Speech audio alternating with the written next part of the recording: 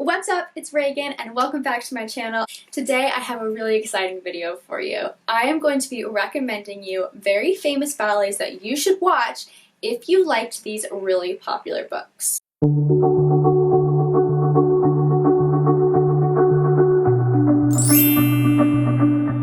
Every book that I'm mentioning in this video is linked in the description bar, so if you want to pick up the book yourself and read it, you can go ahead and get it there. I will also leave in the description bar links about the ballets if you want to check them out.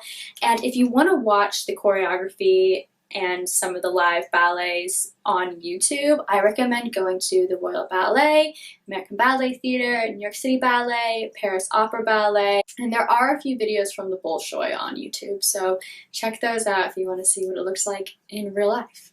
I wish that I could share with you the actual dancing, but for copyright purposes, I obviously can't. Okay, so first up on the list is the Caraval series. This is the third one, finale. And if you really liked this trilogy like I did, you need to watch the really popular, super famous ballet you've probably heard of, Swan Lake. In this trilogy, you follow two sisters, Scarlett and Donatella, who find themselves in this magical world of Caraval, where everything may or may not be a game. I find myself, when I was reading it, wanting to be within the world and imagining myself in this really dangerous yet exotic magical place.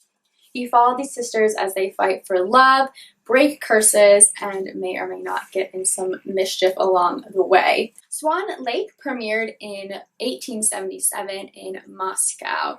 It has music by Tchaikovsky, which is some of the most epic music in all of ballet. It follows a cursed princess, Odette, who is cursed to be a swan and falls in love with a prince. It is a beautiful, dramatic ballet with gorgeous choreography, some of the hardest to actually perform for a ballerina, and one has one of the most epic scenes in a ballet ever. Odile, who is the evil ballerina, who was actually played by the same dancer as Odette, performs 32 fouettes, or whipping turns on point. It is a tragedy, and so they both die in the end, like so many other ballets, but this one may or may not have a happier ending. So if you like this one, check out Swan Lake.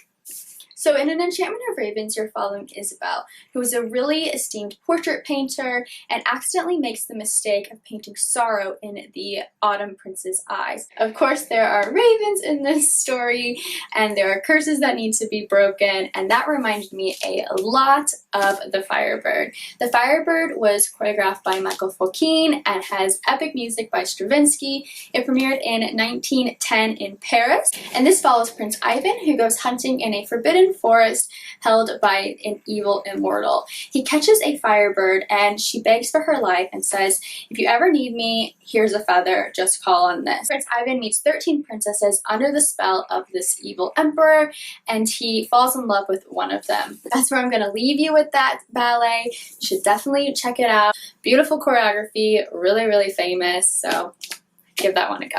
Okay, so my third recommendation to you is one of my favorite historical romances of all time, the trilogy by Paulina Simons, The Bronze Horseman. This is the third book, The Summer Garden. Now, if you loved this trilogy, you need to watch the ballet Romeo and Juliet. Okay, now hear me out. I know what you're thinking, that's already play, it's by Shakespeare, I know what that story is, but listen. So this trilogy takes place in World War II, and it takes place in Soviet Russia. You're following a young girl, Tatiana, who falls in love with a soldier, Alexander, and their love story is so epic. They have to go through so much to be together, and it's tragic but hopeful and beautiful, and you find yourself falling in love with these characters and rooting for them. They're literally risking their lives for each other. They're trying to survive in the most brutal conditions in one of the worst times in history.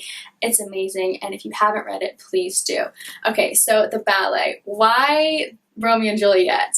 It's different when you watch it as a ballet.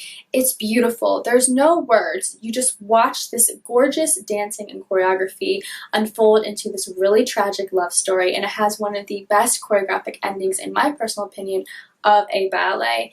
My favorite ending is the Bolshoi version, where Juliet is splayed across Romeo and they're bleeding out, and he was tossing her lifeless body, and she is so limp and she's pretending to be dead, obviously, but her movements are so graceful, you'll find yourself weeping in your seat. So if you loved this trilogy, or just beautiful historical romances in general, where the two lovers really have to go through so much to be together, or in Romeo and Juliet's case, end up not together or together in the afterlife, then you need to watch Romeo and Juliet as ballet.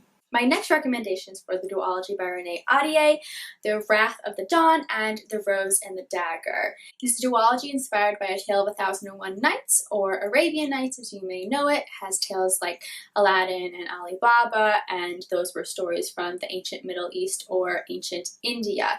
Now, if you loved this duology, then I highly, highly recommend that you check out the ballet La Bayadere. La Bayadere is about a temple dancer named Nakia who falls in love with a warrior named Salar. However, the High Brahmin, or the dude in charge, is also in love with Nakia and has it out to get Solar. Solar, unbeknown to Nakia, is engaged to a woman named Gamzati, and her father find out about this whole affair, and they end up murdering Nakia with a snake, and it's a really tragic, beautiful ballet. Meanwhile, The Wrath of the Dawn is about a girl named Scheherazade who is betrothed to the caliph, or the king, who murders his new wife every night. So it is inspired by A Tale of 1001 Nights. The setting of both takes place in ancient India. There's a fantastic setting with lush scenes and gorgeous costumes in the ballet, and wardrobes in the book, and it has to do with forbidden love and love that triumphs all. So I highly recommend that you check both out if you've not. Next up, if you like the book My Lady Jane, then I recommend you check out the ballet Coppelia. Both are comedies and are really funny. I have mixed feelings about My Lady Jane because the real story about the 9-day queen, Lady Jane Grey, ends in tragedy and she's beheaded. It's a really tragic story, and I wasn't sure when I read this book how I felt about the authors making this a fantasy comedy, but if you did really like that aspect, then I recommend Coppelia. Coppelia was originally choreographed by Arthur St. Leon, and music was by Delibes, and this ballet is about Dr. Coppelius, who puts this, well, he's a doll maker, and he puts this beautiful girl in the window, and everyone is in love with her. Like, the girls are jealous, they don't know who she is, and the boys think that she's the most beautiful girl they've ever seen, and this doll is brought to life, and a lot of mischief happens. So if you liked one, I definitely recommend that you check out the other. Okay, my very last recommendation is for all of you who love Aquatar. I know A Court of Thorns and Roses, that trilogy, well, I guess it's a quartet with that extra little book that we may or may not like. This is for all of you. So if you loved this trilogy and you got swept away in the beauty and the intrigue and just the lushness of what that world was, I highly recommend that the ballet for you is Jules by George Balanchine. Jules actually has no plot. It's the first ballet that is known to be abstract, so there's no storyline. It's set in 3 parts: emeralds, rubies, and diamonds, with music by, I think it's pronounced Fauré, and then Stravinsky and Tchaikovsky. And it's literally what that is. It's the first act, the dancers are dressed in all green. The second act, they're all red. And the third act, they're in all white, glittery, diamondy costumes. So if you want to watch something just for the beauty of it and get lost in what's happening, I recommend that you check out this ballet, because like Aquatar and Sarah J. Maas's World, they're just like, you find yourself lost in it. So that's what I would recommend to you. I hope you guys liked this video and might have found some ballets that you need to check out, especially if you've never seen one, or if you have seen a ballet and you don't know these books, read the books. I really liked all of them. Minus My Lady Jane wasn't my favorite, but I definitely appreciate it for what it was and for making Lady Jane's life better than it actually turned out to be for her. Drop a comment below of a book that you really love, and I will give you a ballet recommendation. I have so many that I could do that I just wanted to start with 6 and see what you guys thought, and I will definitely give you more if you would like. So please hit that subscribe button if you liked what you saw today. I post every Sunday, Wednesday, and Friday on my channel, all things books and ballet, and I will see you next time. Bye!